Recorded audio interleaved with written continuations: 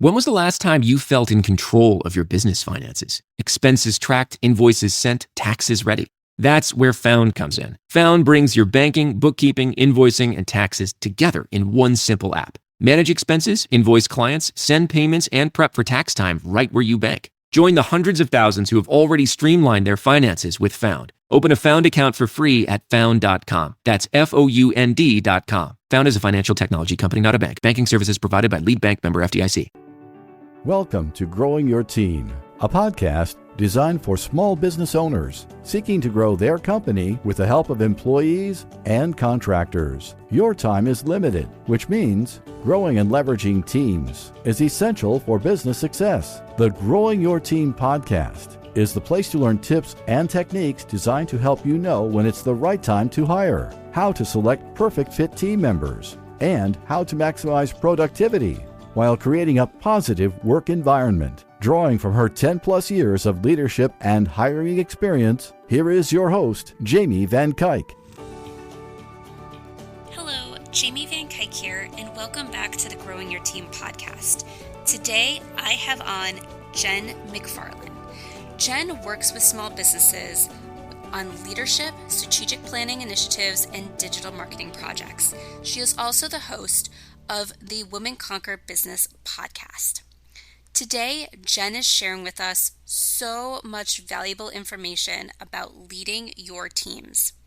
The information she is sharing with us is highly relevant now as we're going through the global pandemic of the coronavirus, and valuable information that you can apply to your business and your teams at any time.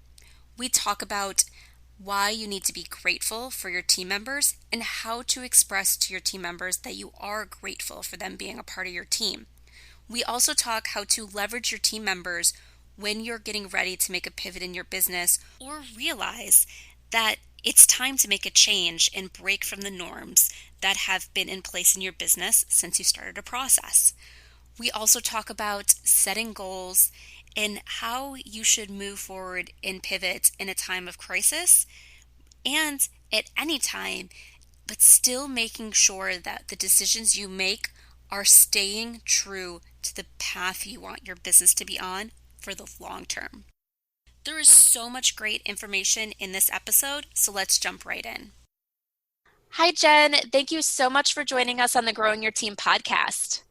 Hi, Jamie. Thank you so much for having me. Can you start us off with giving us an introduction about yourself?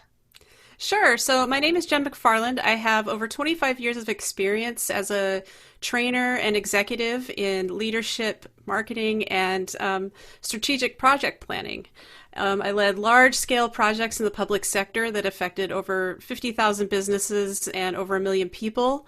And I was not satisfied with that. I like more boots-on-the-ground work, probably because I was in the Peace Corps in Kazakhstan. So today, I consult with businesses around many of the same things. So leadership, ways they can manage their business more effectively, strategic project planning, and then a little bit of digital marketing on top of that. So what made you go into the Peace Corps? I always wanted to. So when I was in college, one of my closest friends went to Bolivia and we were pen pals. Like, talk about something that's making a comeback during COVID-19. It's, having a pen pal, and she would write me these really long letters because she didn't have the internet and tell me about all of these things that were going on. And I was like, I really want to do this. And I got married and my husband and I went together as a married couple to Kazakhstan. And it was probably one of the most pivotal decisions that I've ever made, that we've ever made. That always fascinates me. I really wish when I was younger and before I had kids that I took opportunities to do stuff like that. Just give back, see parts of the world that you probably wouldn't see otherwise, and just probably such a great learning opportunity. It totally is. And here is the good news, Jamie.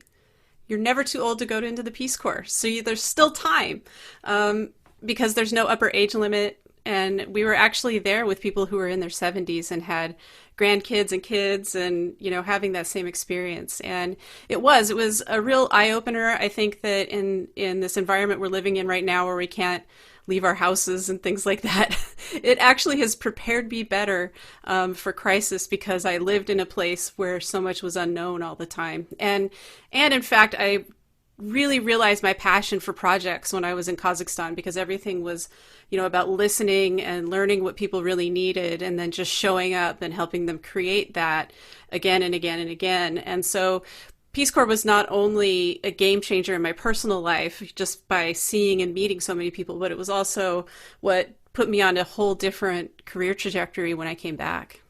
Yeah, so I know we got really connected.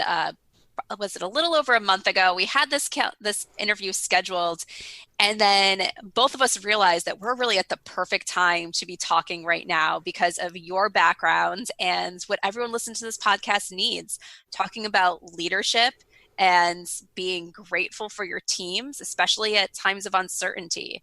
So how did you really get started in helping people being grateful leaders? Yeah, it's an interesting thing. I actually have a master's degree in leadership and management. And I can tell you that the model I've developed around leadership that involves collaboration and gratitude and listening is like three of the really big things. That didn't really exist. That's not something that you study when you study leadership. It's a lot more dollars and cents and, kind of dry stuff. It's not what they call the soft skills.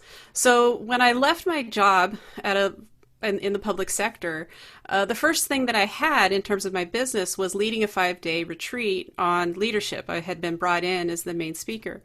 And I remember, these were like the first few weeks after I had left my job. And I was like, what do I want to teach people? And I realized I wanted to teach people the things that I always wished that I had from a supervisor in my last position before I started my company. And the central focus around that was leadership. And then it was gratitude and leading from the heart and showing appreciation for others. And I discovered that there's actually a large body of research out there around gratitude and how gratitude is really a pay it forward type of characteristic. And the more that you share gratitude with other people, you also, as a leader, feel more grounded and calmer. And then the people that you're sharing it with, in good times and bad, sharing, appreciation and gratitude and thankfulness for what people around you are doing, whether they succeed or fail, it really builds a much stronger team. How do you show gratitude? Oh man, I mean, there's so many different ways that you can show gratitude. This is not that hard. When we were kids, we all learned to write thank you notes and tell people thank you. And somewhere along the lines, as adults, sometimes we kind of lose that. And so sharing gratitude can be any number of things. It can be just telling someone. It can be like a card. It can be an email. And then there are other things that you can do around your team, especially when you're working on big projects, like having a gratitude jar. It's like you just make it kind of, and it's really fun if you can decorate it, make it kind of pretty. And then when something good happens, you write it down and you put it in the jar. And then if you have a team meeting or something like that, everybody can just mix it up and pull it out and start reading off all of the great things that have happened. And so it kind of gives people a sense of camaraderie around appreciation and the good things that are going on. We spend so much time focusing on the bad. And sometimes when you do that, all you see are the bad things. So why not focus on the good things? And then it really does have that multiplier effect where when you focus on what's good around you, you start to see and look for evidence of other things that are good. Yeah, I know that. And I know for me personally, I can't remember if this is a story that I have shared on an episode that's gone live yet, but I know I talked about this in one of the interviews that I'd done. Was I had a particular employee where almost every conversation we had was negative. And it was completely my fault. I took the conversations there. This employee was in a position where if things were going wrong, they were involved because of the nature of their work. Not that they caused the thing to go wrong, but they were involved in identifying the issue and bringing it to my attention and helping us work through the situation. So every time she was coming to me, it's because there was an error going on in the business. And the relationship was just so negative because that's all we ever talked about was things that were going wrong. And if things weren't getting fixed right away, or if I wasn't getting the information I needed right away, I was placing blame. And it wasn't until this employee was brave enough to say that our entire relationship was negative, that every conversation they had with me was negative, that my eyes opened up and I was like, oh my gosh, they're right. I've taken this relationship on such a negative path, and it was my responsibility as the leader to bring it on that positive path forward. And once it was brought to my attention, we were able to go back and fix things, and focusing on, being grateful and saying thank you and focus on the right things that were coming my way from this employee changed the entire relationship, and changed the person from being stressed out every time this person was coming to me because I was just like, oh my goodness, something else is going wrong, to this person being one of my best team members. Yeah. And it's such a change it made. And that happens so often, right? Like it's like that don't kill the messenger, right? So the person who comes to us with just doing their job and the reporting, they become like this person who's like wearing the negativity coat of like, oh man, I know if she's coming into my office or he's coming into my office, I know this means something bad has happened, and then transferring it. The other thing that tends to happen a lot is, and I'm sure that you've seen this, from being in leadership positions, I've seen it as a manager myself, is some of the employees that the employees you tend to spend the most time with are the employees who are not maybe as productive of workers, or, there are some employees that no matter how hard you work, they're never going to be happy and pleased with everything. And then the ones who get overlooked and who end up leaving the organization are maybe your highest performers, because you're not spending as much time with them and you're not showing them the praise and, the adoration for like the really good things that they're doing. So gratitude leadership is more about spreading it out and spreading your attention around everybody.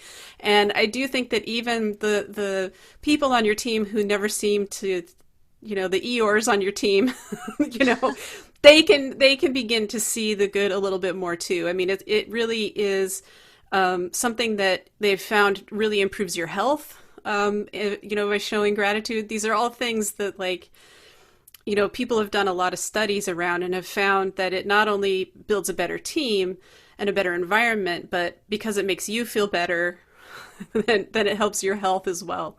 And I know that maybe, people might say, well, you can't really prove that. And it's like, no, but my father had a really stressful job and ended up having a heart attack, and we're all convinced that the stress was part of what caused it. So why wouldn't the opposite be true? Right. And the research bears that out. Yes, definitely. But one of the things you said really stood out for me that I think is so important to reiterate for everyone listening is sometimes your best team members are the ones that really don't take up a lot of your time. So we end up not giving them the time that they really need. And then they don't feel valued. They don't feel the gratitude. And because we're just used to getting what we need out of them, that we don't give them the attention that they want, they need, they deserve. So they sometimes end up going elsewhere because they're craving that thank you. They're craving that praise. They want to be connected to you as a leader. Absolutely. And they've done a lot of studies on this as well, like why people leave organizations. Believe it or not, people don't leave because of money. It's actually not the top reason why people leave. The top reason why people leave are bad managers, And so one of the ways to overcome the bad manager moniker is to show appreciation, to show some gratitude, practice effective listening, have some time to develop some self-awareness around yourself, and be aware if there are team members that maybe you're not spending as much time with, so that you can share more wisdom and knowledge and gratitude with them, so that they're more bought into the organization, because it's the smartest, most productive people that can help you be a value add and build your business quicker. Yes. Now, one of the things that sometimes I hear from small business owners is, I'm paying my employees, I'm giving them a job, they're getting a paycheck, so why should I be so thankful for them just doing their job? So what's your advice around there? Well, you can. You could totally do that. And people leave. And it is about providing a good management style for people. I think that one of the things that we forget is that our employees are human. Yeah. Think about what it is that you would like. Think about places that you've worked. A lot of small business owners that I talk to say, oh, I could never go back to working for somebody else. If that's true for you, ask yourself why, and then don't be that guy. Yes. Oh, exactly. Yeah, if you think like, I know for me, when I'm hearing people's stories of why they left the corporate world or working for someone else to start their own business, yeah, a lot of times it was because they had bad managers.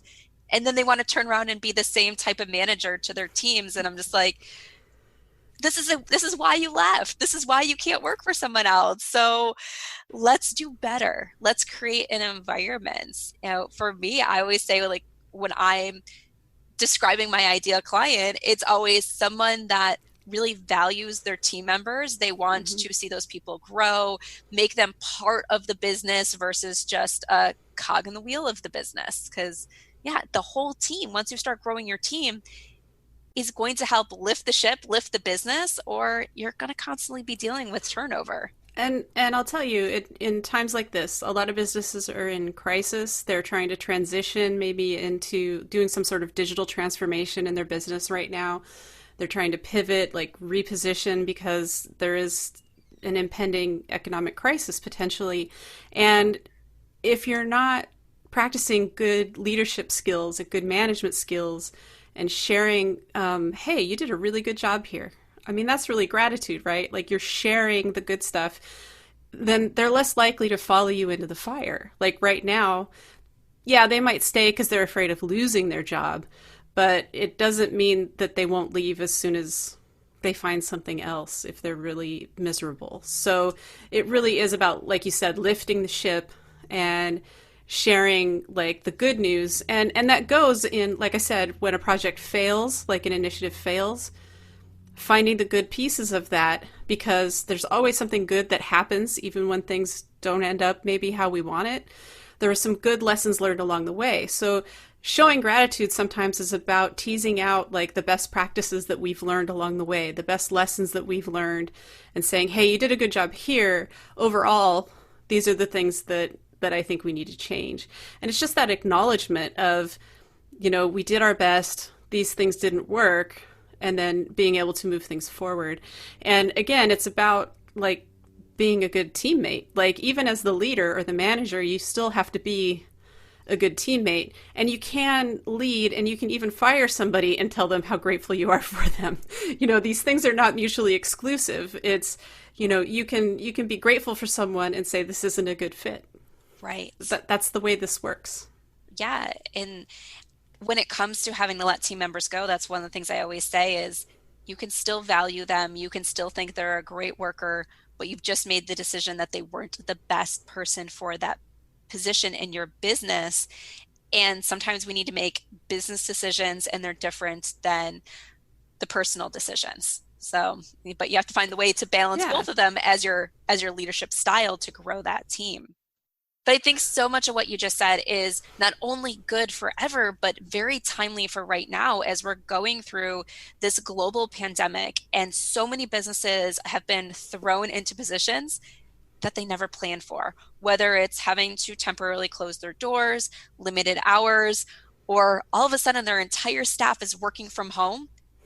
And that's never happened before. There's companies where they never let someone work from home before, and now everybody's working from home. So it's a tough time. And remembering that we're all doing our best is going to really help. But do you have any advice for people that their businesses have been thrown completely out of whack during this time period, and how they can continue to grow those relationships and be grateful for their teams? Oh, wow. Well, so for me, there's like those are like two different pieces of advice. I do think that it's important with your team to, when things are tough, I think there has to be from your leaders a certain degree of transparency about what's going on out there. That doesn't mean you deposition yourself and say, man, I don't know if we're going to make it. I really need your help. Because like some people go on attack mode on your team if you do that. But it does mean that you can say, look, the business environment is a lot different than it was before. We need to start doing some things differently. Do you have any ideas? And having that level of transparency around what's going on and letting the team know, so they're not caught off guard if they haven't really thought about how things are different. One of the things that I think is really powerful for people, this is more from the strategic project planning side of the business, is go through the assumptions that you're making as a business. Meaning, if you look at how your processes, your procedures, kind of the quote, way you've always done things, and you go through and you look at like what you're assuming in terms of what has to happen, and going through and having even a team exercise around those assumptions and saying, well, is that really true? Is that true anymore? Does this really work for us? You know, it's like the company that says no one can work from home and now everyone is. So it's like looking at the policies that say that certain things can't happen and then unpacking that because it might not be part of the new normal, you know? Right. And then again, you know, being able to share in the grace and the gratitude of like all of the small wins along the way during a tough time.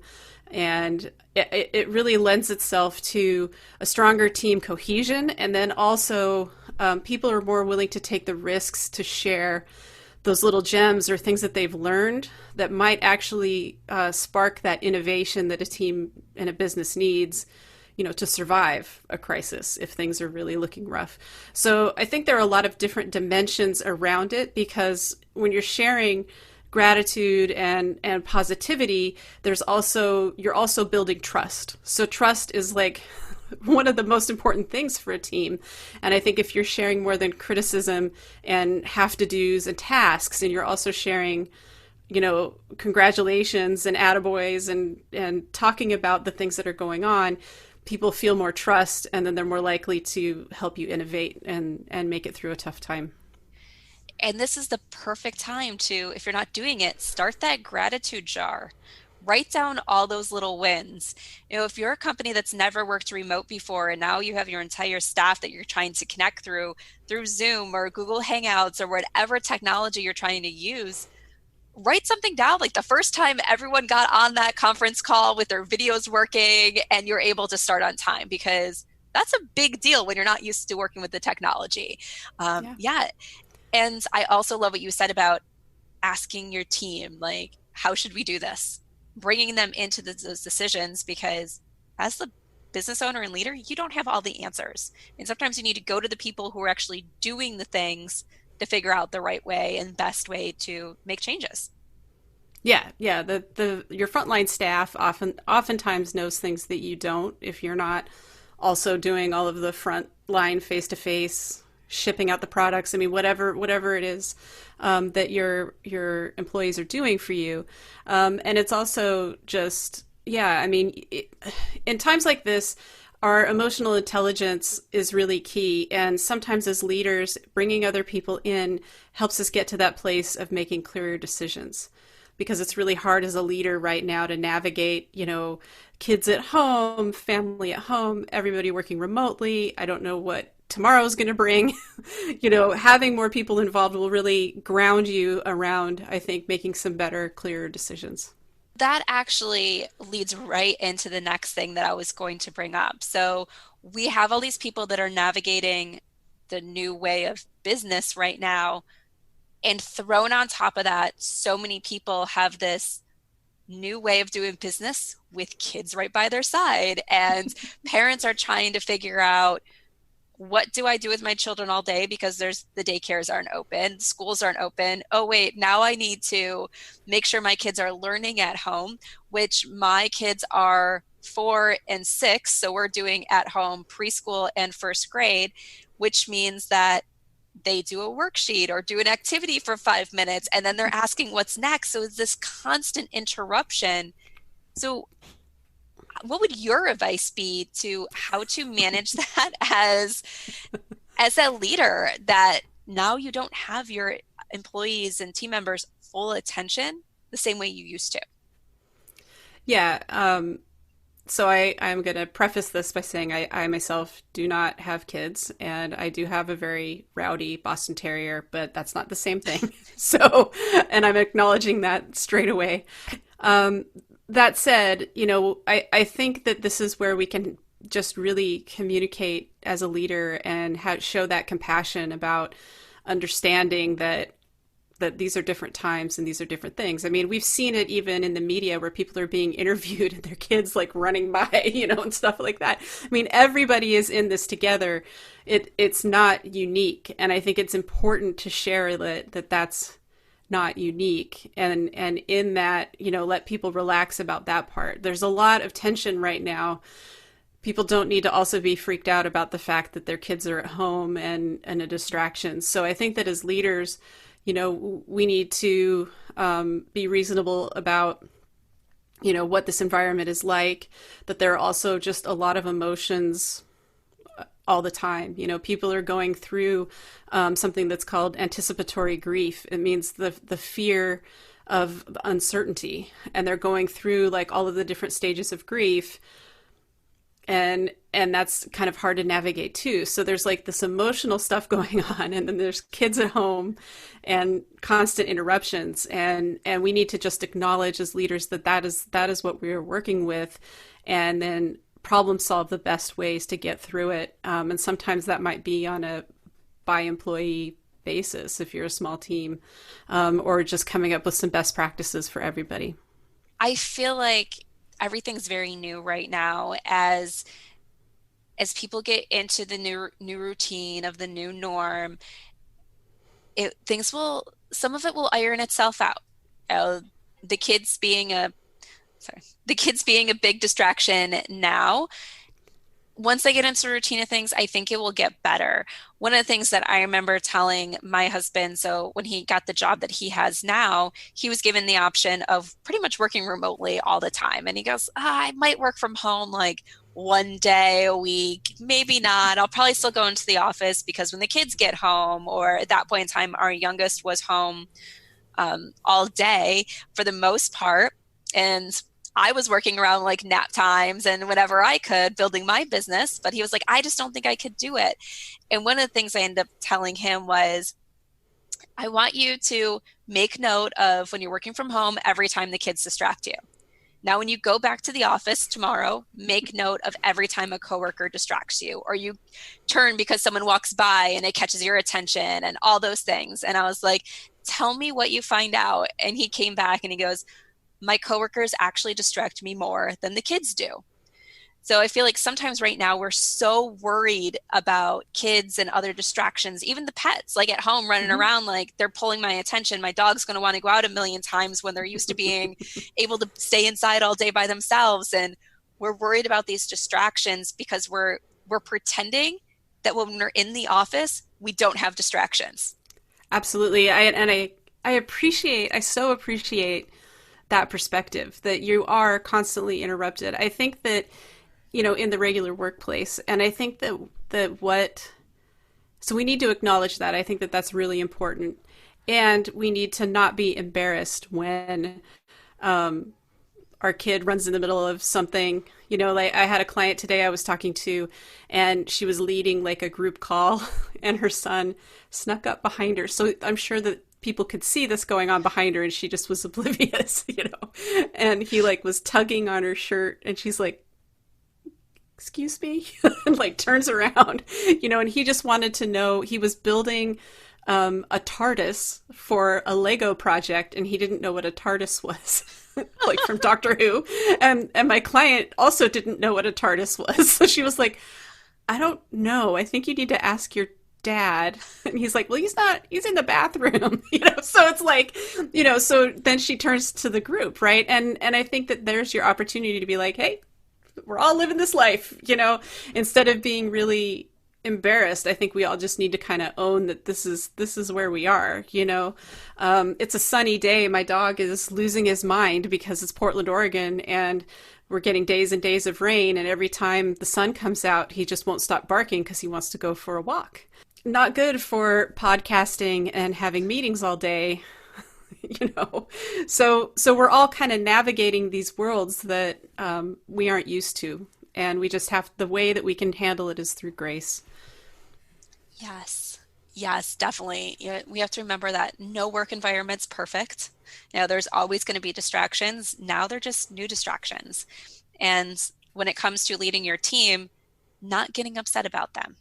Something seems to all of a sudden be stopping your team member from working completely, you're noticing mistakes, address it, figure out what's going on. If there's a way where things can be mitigated, it might be like we talked about, or you mentioned that like emotional grief people are going through right now. And maybe it's just one of those things where someone temporarily needs a slight change in their workload and help each other out and really be that team environment where you're all in this together. I agree. I mean, as leaders, we can look for patterns, and it's just like any other time where we see patterns of behavior and we have to address it. But, it's really an important time not to like lose your mind over, somebody's kid interrupting a meeting. Like that, those kinds of things do happen in the workspace anyway. People get calls, or all kinds of different things happen that can interrupt like a workflow. It's important to honor that, we don't always have as much control. It's not a controlled environment here like it is. I work out of a co-working space. It's where I have all my meetings, all kinds of stuff. All bets are off when I'm home, because there's other just distractions. There's a reason why I like to work out of a co-working space. And everybody's in the same boat. So it is about showing a lot of compassion, understanding the difference between a momentary distraction and an ongoing problem, and having that discernment. So it means that as leaders, we need to have a longer fuse. You can't have a short fuse right now.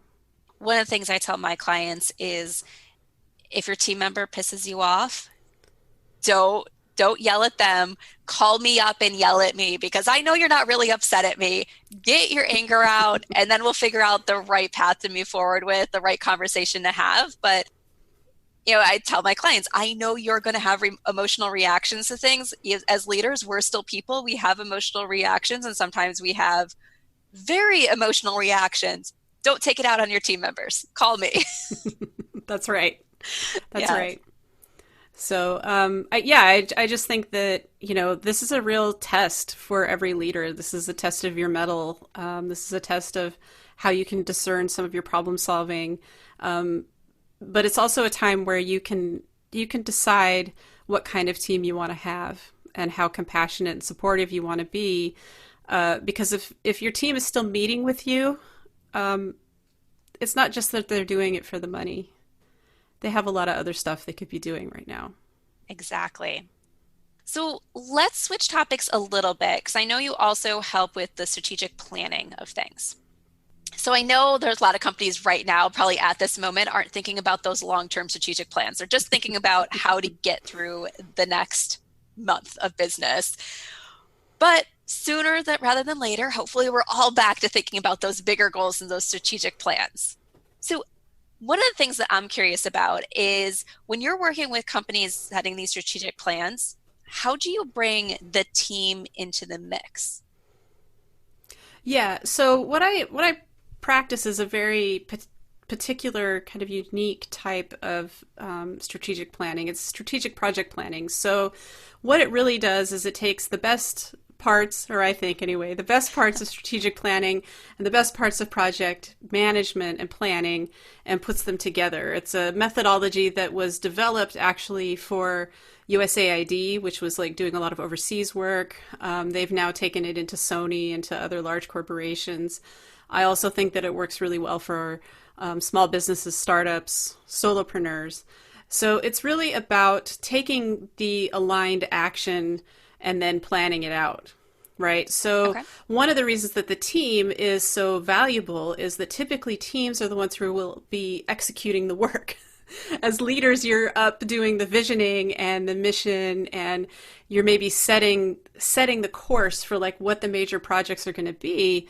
But it's important to include the team in all of the work that you're doing, and because they're the ones who are going to be doing it. So there might be some conversations that you don't want everybody there, but there are definitely going to be times when you need to incorporate everybody, because they might be like, well, we're not really doing that. Why is that the mission? That doesn't make any sense. And those are opportunities to not get angry. Rather, those are opportunities for reflection. One of the things that I talk about a lot on my podcast is making sure that the mountain that you're climbing is the right mountain. Meaning, is everything that you're building exactly aligned with whatever your mission and your vision are. Because sometimes we get drift, we have people or opportunities that come along and they kind of take us a little bit further from our mission. And then all of a sudden you find that you're in a whole other zip code and what's really important to you is still this mission and vision. So what I like to encourage leaders to do is to stay in touch with the mission and the vision. Understand that things like goals are where we take our aspiration and make it actionable.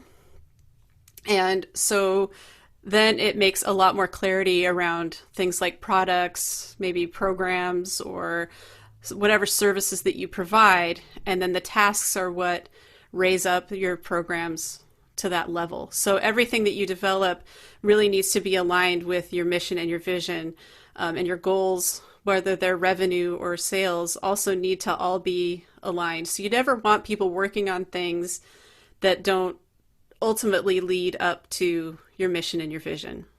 Right.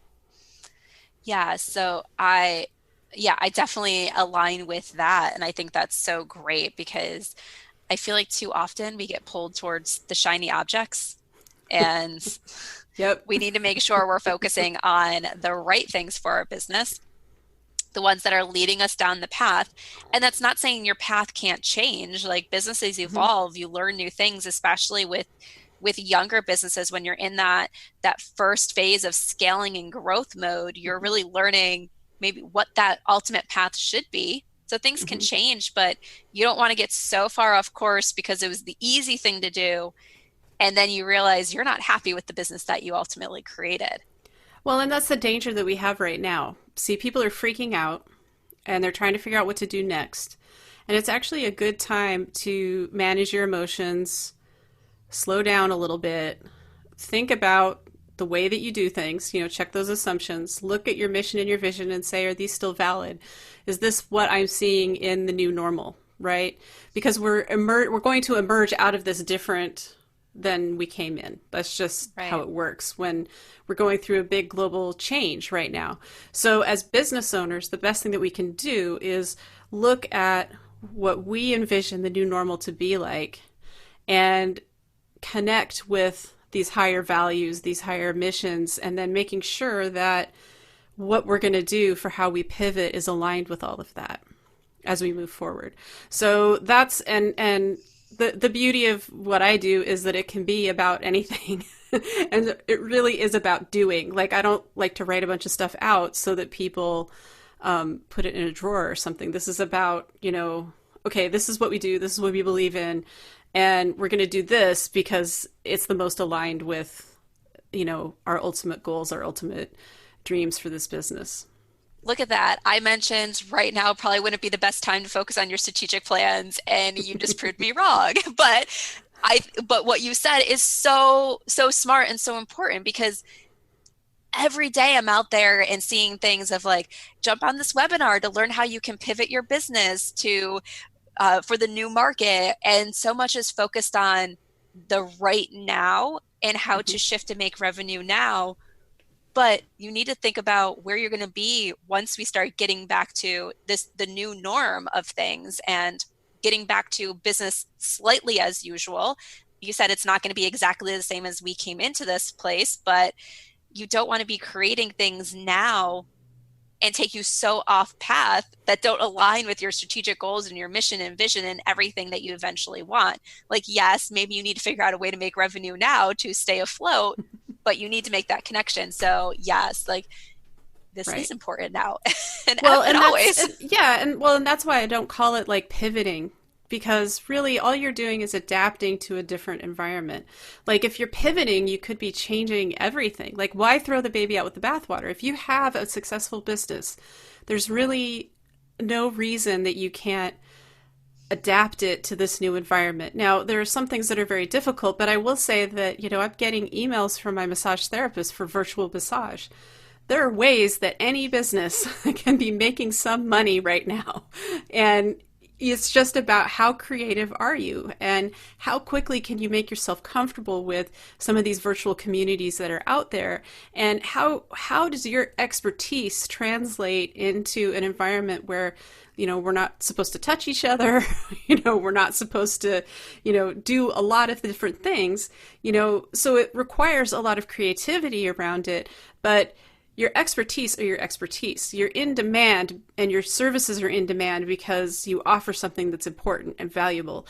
And so what I offer to people is that it's still important and valuable. The delivery is what's changing. So don't decide you've made tennis shoes and now you're going to build desks, because that's not really going to help you. What will help you is to look at what you already have and adapt it for this new normal. You might find something that you carry forward after we go back to, everything being open, but you may not completely go back to exactly the way things were either. Right. And it could be with that tennis shoes, instead of marketing your tennis shoes to go run outside and to go to these fitness classes, it's, hey, you probably should still maybe wear tennis shoes and protect your feet while doing your at-home workout or using your at-home gym equipment. So sometimes it's just pivoting, not making the big jumps, the big leaps that you can't come back from, but figuring out what's going to work now. Yeah. Being adaptive, being open to change, being open to challenging the way things have always been, and forging ahead with a new path. And some businesses really are faced with, they either have to do that or it could be disastrous. And speaking of, you have a guide that's going to help. Speaking of disastrous. I'm just kidding. You have a guide to help people avoid the disasters with goal setting in their business and make sure they're doing the right thing. So tell us about that. Yeah, so sorry, I'm a jokester. I like that. It's all right. So we all need a laugh right now. That's right. So when I really gave a lot of thought around goals, I came up with, 3 ingredients that really are the keys to setting up goals that you're going to follow through on. Too many times people start something and they get halfway in and then it's not the right goal or they're not committed to it. So I really distilled it down into an ebook about just finding that sweet spot for achieving your goals. And so that's at jenmcfarland.com/goals. And it really centers in on, if you want to build a legacy, if you want to leave a footprint, here are the things that you can do to really move things forward in that direction. Because one of the things, all joking aside, I mean, it's really important now more than ever to really, avoid the disasters that we can. And one of the ways to do that is by really digging deep into our goals and really adapting and changing them to this environment, and finding a new way. And so this guide will help you with some of that. And then, I'm like you, I'm talking about it a lot on my podcast right now too, to be, really careful with helping people plan ahead. And what is the name of your podcast? Women Conquer Business. All right. The Women Conquer Business podcast. Can people just find it on iTunes, or do you have a website for it? Yeah, it's on iTunes. It's also at jenmcfarland.com/podcast. It's pretty much everywhere that you can listen to podcasts. So that's pretty nice. So Google and Apple and Spotify and all of the places. Speaking of finding you, how else can people find you to get in touch? Sure. I'm very active on Facebook. That's Women Conquer Business, LinkedIn, Jen McFarland and Women Conquer Business, and Pinterest. You can find me on Pinterest as well. Awesome. And I will be sure to share all those links down in the show notes, including the one to your guide. All right. So we are coming to the end. So I have my favorite question to ask all my guests. So we all have had leaders or bosses that have really stood out to us as great leaders, great bosses, great managers. Think of the most impactful leader or manager you have had. And can you share with us one thing that made them stand out to you as this great person? Yeah. So the first boss I ever had out of college, her name is Patricia Rach. I've been out of college for quite some time now, based on my intro. So it's kind of amazing, but we are still in touch. We're still friends. I still go to her as a mentor for advice. She was just really grounded and really honest and really fair. And that was what I appreciated about her the most. I didn't always like what she had to tell me, but I understood it, and I felt like she was a straight shooter. And I think that throughout my career, there have been a lot of times when I've reflected on Trish and what a great role model she always was, and funny, and like I said, just really honest and fair. And I think that those are some of the things that I've always appreciated about good managers and good leaders. And it's certainly what I've also tried to emulate throughout my career. Thank you so much for sharing. And thank you, Jen, for coming on to the Growing Your Team podcast. You shared so much valuable information that not only is going to help people get through the pandemic now with leading their teams, but is information that's going to help everyone build stronger teams within their businesses. Thank you so much for having me. And that wraps up this episode of the Growing Your Team podcast. I highly encourage you to go listen to Jen's podcast, Women Conquer Business, and also get a copy of her guide that's going to walk you through goal setting and how to follow through with your goals. She has so much valuable information to share. And one of the important things from this conversation that I want to reiterate is when it comes to leading your team, you have a choice of how you want to lead them. You have a choice whether you want to be grateful. You have a choice whether to bring these team members into the decision-making process. You have a choice of bringing these team members into goal setting and making them feel a part of the company. Yes, you have a choice. And remember, your employees, your team members also have a choice of not working for you anymore. So if retention is important to you, which it should be, because it costs you every time you have to refill a position. It impacts your company. So you should want to retain your team members, and therefore you should be making the choice to be grateful and to bring your team members into the process wherever possible. If you're looking for more tips on how to be a better leader for your team, make sure you head on over and join the Growing Your Team Facebook group, where you'll learn valuable information and have opportunities to ask questions on how to become the leader that your small business needs.